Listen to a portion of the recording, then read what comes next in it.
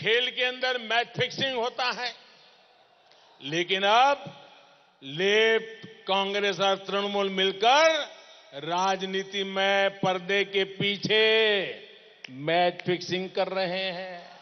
दिल्ली में लेफ्ट, कांग्रेस और तृणमूल ये तीनों एक साथ बंद कमरों में मिलते हैं, बैठते हैं, एक साथ मिलकर रणनीति बनाते हैं। केरल में कांग्रेस और लेफ्ट ने मिलकर डील कर रखी है, 5 साल तुम लूटो, 5 साल हम लूटेंगे। लेकिन बंगाल में लेफ्ट और तृणमूल एक दूसरे से लड़ने का सिर्फ दिखावा करते हैं।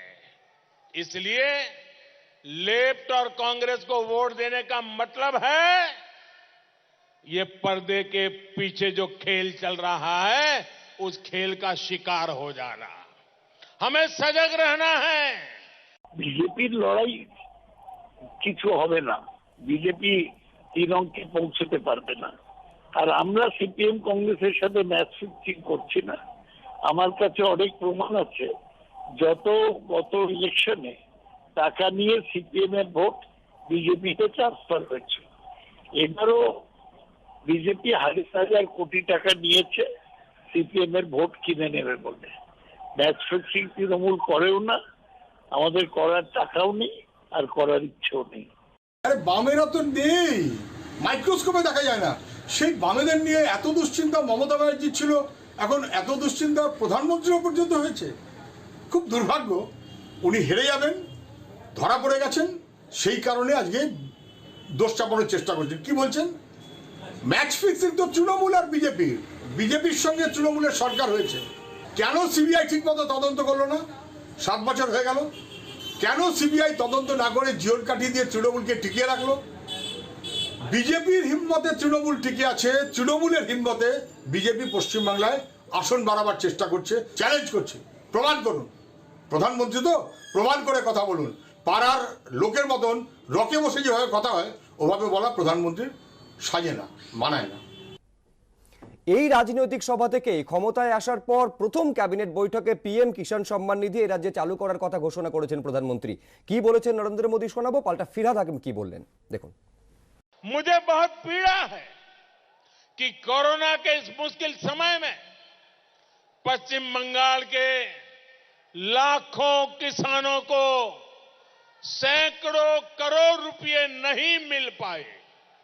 मैं बंगाल के मेरे किसान भाइयों को विश्वास देने आया हूं, इस चुनाव के बाद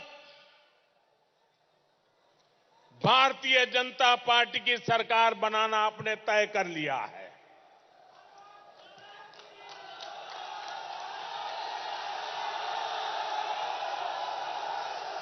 इस चुनाव के बाद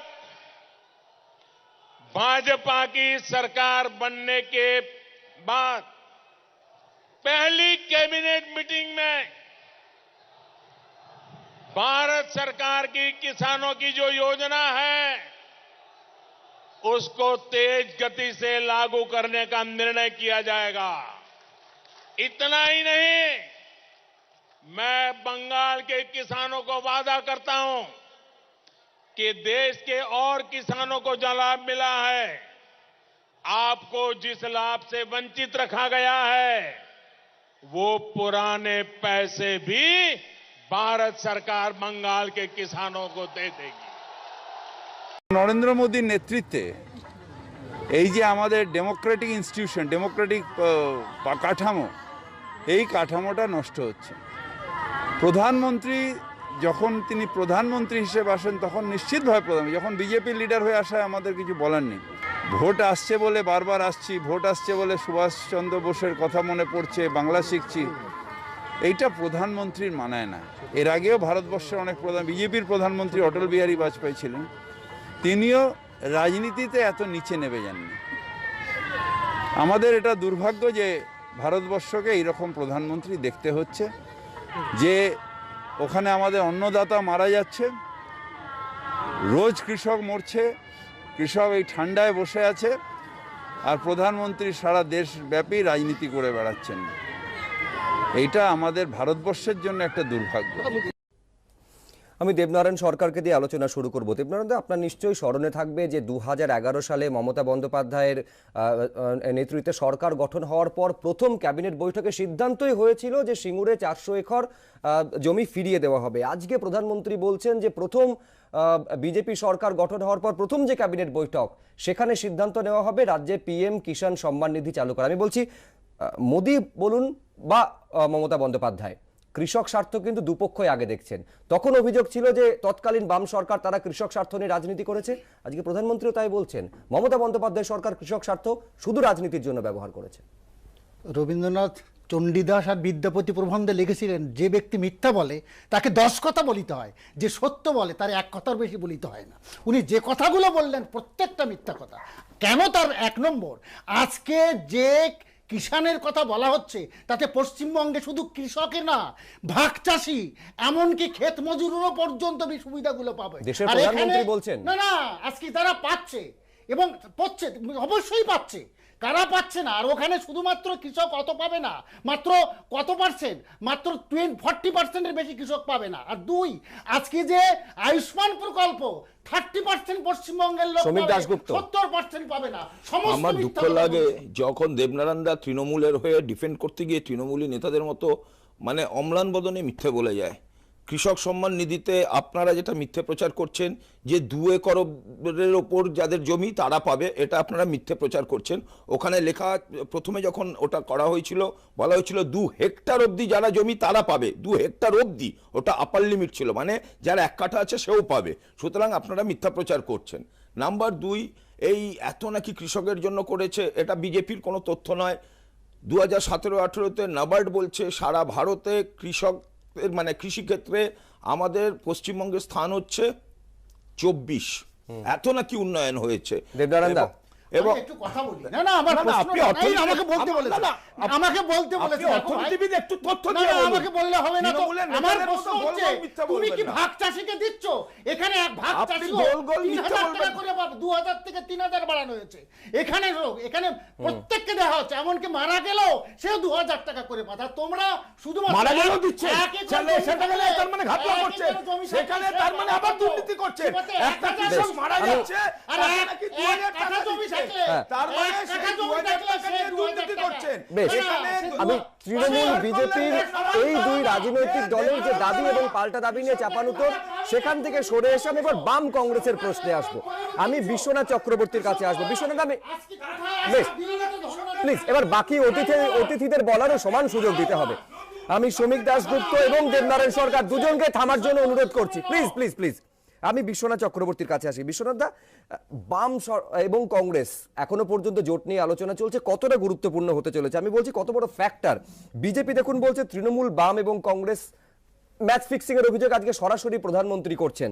অন্যদিকে তৃণমূল বারে বারে বলে আসছে, মমতা বন্দ্যোপাধ্যায় একাধিক সভায় বলেছেন, বিজেপি, বাম এবং কংগ্রেস তারা হাতে হাত মিলিয়ে লড়াই করছে। আমি বলছি বাম কংগ্রেস তারা কত বড় ফ্যাক্টর হতে চলেছে? আপাত দৃষ্টিতে মনে হচ্ছে তৃণমূল বনাম বিজেপি, কিন্তু বাম কংগ্রেস।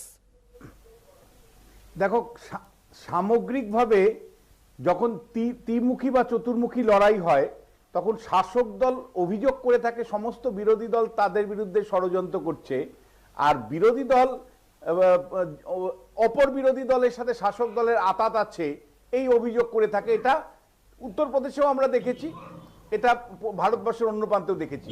কিন্তু বাম কংগ্রেসের কিন্তু একটা রিভাইভাল, আমি মুর্শিদাবাদ জেলায় আছি এই মুহূর্তে, বহরমপুর স্টুডিও থেকে তোমাদের বলছি।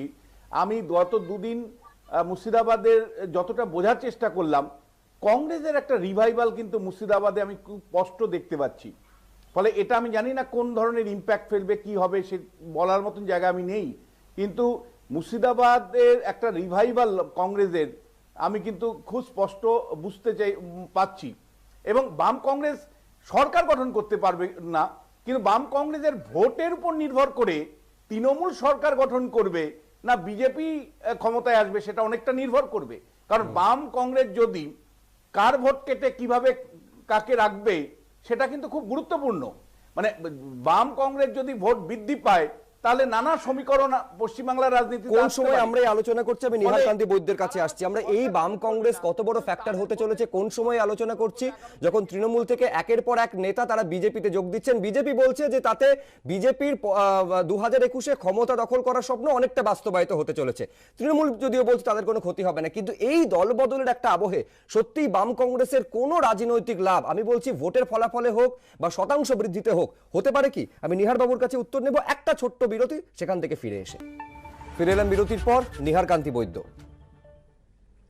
দেখুন, প্রধানমন্ত্রী নরেন্দ্র মোদী যে বার্তাটা দিয়েছেন বাম এখানে একটা যে রণাঙ্গনে কোনো ছোট করে দেখতে চান না, এরকম একটা পরিস্থিতিতে যখন কংগ্রেস থেকে ভেঙে বড় বড় বিজেপিতে চলে আসছে, এবং বিগত দিনের আমরা যদি 2019-এর ইলেকশনের যে পারফরমেন্স দেখি, যে ভোটিং পার্সেন্টেজ তৃণমূলের রয়েছে 40% এবং বিজেপির মতো। সুতরাং কোন একটা দলের অন্য দল মার্জনা করবে। নিহার বাবু, আপনার কথা পরিষ্কারভাবে আমাদের কাছে আসছেন, আমি আরেকবার আপনার সঙ্গে যোগাযোগ করার চেষ্টা করছি। তার আগে দেবনারায়ণ সরকার, যে কথা আজকে প্রধানমন্ত্রী বলছেন, ডাবল ইঞ্জিন সরকার হতে চলেছে, কেন্দ্রে এবং রাজ্যে একই দল ক্ষমতায়। না, উদ্দেশ্যটা খারাপ নয়, এই ডবল ইঞ্জিন। তারপরে কিন্তু প্রশ্ন হচ্ছে যে উদ্দেশ্য থাকলে হবে না তো, মিথ্যা কথা বলে চলে না। কারণ যে উন্নয়ন করেছে, 4টে প্রকল্প যা করেছে, একটা হচ্ছে স্বাস্থ্যসাথী, কন্যাশ্রী, খাদ্যসাথী একেবারে বিনা পয়সায়, আর চতুর্থ তো সবাইকে, সব বৃদ্ধ এবং বিধবাদের পেনশন, এই 4টে প্রকল্প সারা ভারতে। সময় অল্প, খালি একটাই বলি, স্বাস্থ্যসাথী 10 কোটি লোকের জন্য 1,500 কোটি বরাদ্দ, মানে এক একজনের জন্য 150 টাকা। এটা কি মানে ইয়ার কি হচ্ছে পশ্চিমবঙ্গের মানুষকে নিয়ে? 150 টাকায় না আমাদের পুরুষদের একবার খালি চুল দাড়ি কাটতে চলে যায়। আপনারা কি তাহলে এরপরে নতুন প্রকল্প আনবেন যে চুল কাটো পয়সা নাও, ওই আমরা চুলগুলো কাটবো, ওগুলো বিক্রি করে আপনারা আমাদের পয়সা দেবেন? 1,500 কোটি টাকায় আপনি স্বাস্থ্যসাথী দেখাচ্ছেন। আর যে আমরা আরেকবার নিহার কান্তি বৈদ্যর সঙ্গে যোগাযোগ করতে পেরেছি। হ্যাঁ,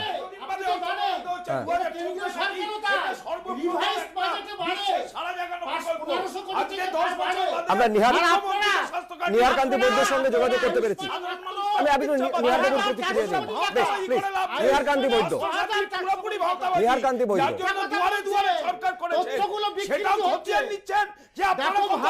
প্লিজ নিহার কান্তি বৈদ্য।